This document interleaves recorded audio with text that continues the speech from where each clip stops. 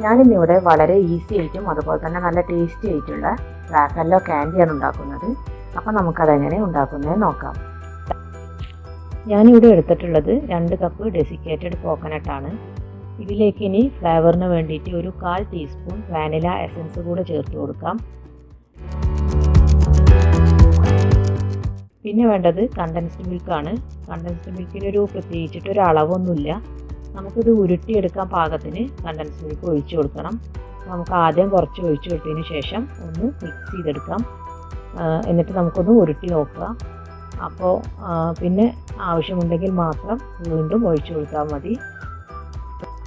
ഞാനിവിടെ ഈ തേങ്ങയും കണ്ടൻസ്ഡ് മിൽക്കും കൂടെ നന്നായിട്ട് യോജിപ്പിച്ചെടുത്തിട്ടുണ്ട്. ഇത് ഉരുട്ടിയൊന്ന് നോക്കിയപ്പോൾ നന്നായിട്ട് ഉരുണ്ടും വരുന്നുണ്ട്. ഇനി ഇതിൻ്റെ ഉള്ളിലായിട്ട് നട്ട്സ് വെച്ചിട്ട് വേണം നമുക്കിത് ഉരുട്ടിയെടുക്കാൻ. ഞാനിവിടെ ബദാമാണ് ഉപയോഗിക്കുന്നത്.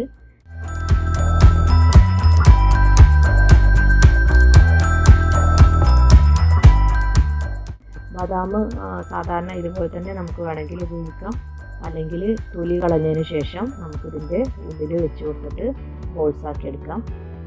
അപ്പോൾ നമുക്ക് ഇതെല്ലാം ഉരുട്ടിയെടുക്കാം.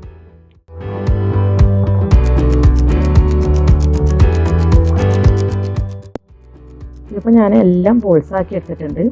ഇനി ബോൾസ് എല്ലാം നമുക്ക് കുറച്ചും കൂടെ തേങ്ങ എടുത്തതിന് ശേഷം അതിൽ നന്നായിട്ടൊന്ന് കോട്ട് ചെയ്തെടുക്കാം.